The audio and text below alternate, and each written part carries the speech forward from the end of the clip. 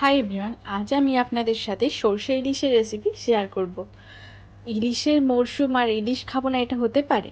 এই কারণে প্রথমে আমি ইলিশ মাছটা নিয়ে নিয়েছি আর ওটাকে নুন হলুদ আর একটু সর্ষের তেল দিয়ে ভালো করে ম্যারিনেট করে রেখে দিতে হবে 15 মিনিটের জন্য। ভালো করে নুন হলুদ দিয়ে আমি ম্যারিনেট করে নিচ্ছি। এখানে ইলিশ মাছটা ভাজতে হয় না, কাঁচাই থাকে। সর্ষে ইলিশ রেসিপি যেহেতু বানাবো সে কারণে প্রথমে ম্যারিনেট করে আমি রেখে দিয়েছি।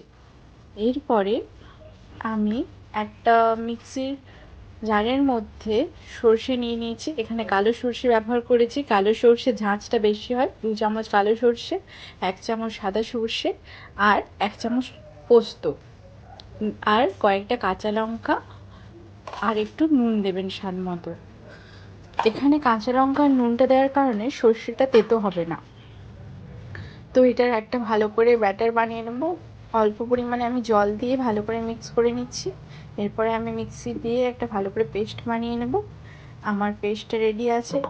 আপনারা চাইলে এই যে পেস্টটা হয়েছে এটাকে ডিরেক্ট তরকারিতে দিতে পারেন, কিন্তু একটা ছাঁকনির সাহায্যে যদি আমরা ভালো করে ছেঁকে নিয়ে তাহলে টেস্টটা খুব ভালো আসে।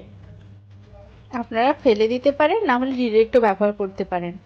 এরপর একটা কড়াইতে তেল গরম করে কালো জিরে দিয়ে দিয়েছি অল্প, আঁচটা মিডিয়াম আঁচে রাখবেন। এরপরে আমি একটু হলুদ আর লঙ্কা দিয়ে দিয়েছি। হলুদ আর লঙ্কা দেওয়ার কারণে কালারটা খুব ভালো এসেছিল, কিন্তু যেহেতু কড়াইয়ের কালারটা ব্ল্যাক সে কারণে ওটা ভালোভাবে বোঝা যাচ্ছে না।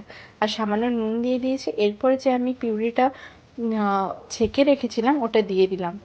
এরপর কিছুক্ষণ আমাদের ফুটতে দিতে হবে ঝোলটাকে, তাই জন্য আমি ঢাকা দিয়ে রেখে দিলাম। এরপর যখন ঝোলটা ফুটে আসবে তখন আমরা যে ইলিশ মাছগুলোকে ম্যারিনেট করে রেখেছিলাম আগে থেকে, ওই ইলিশ মাছটাকে এর মধ্যে অ্যাড করে দেব। এরপর ইলিশ মাছটাকে অ্যাড করে দিয়ে আর দুটো কাঁচা লঙ্কাকে এর মধ্যে দিয়ে ঢাকা দিয়ে রেখে দিতে হবে আমাদের 15 মিনিট মতন।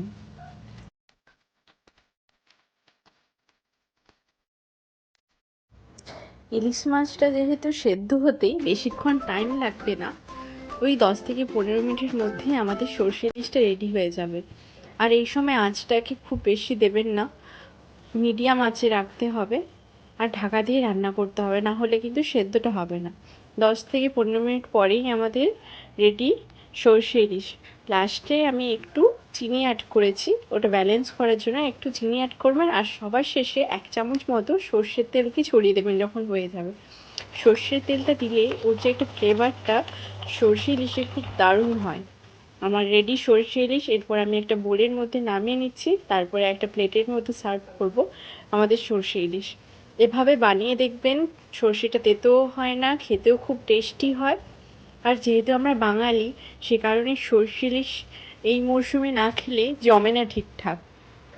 আপনারাও বাড়িতে ট্রাই করবেন এভাবে একবার বানিয়ে, আর কেমন হলো খেতে আমাকে নিশ্চয়ই জানাবেন। আর ভিডিওটা ভালো লাগলে কমেন্ট আর আমার চ্যানেলটাকে সাবস্ক্রাইব করবেন।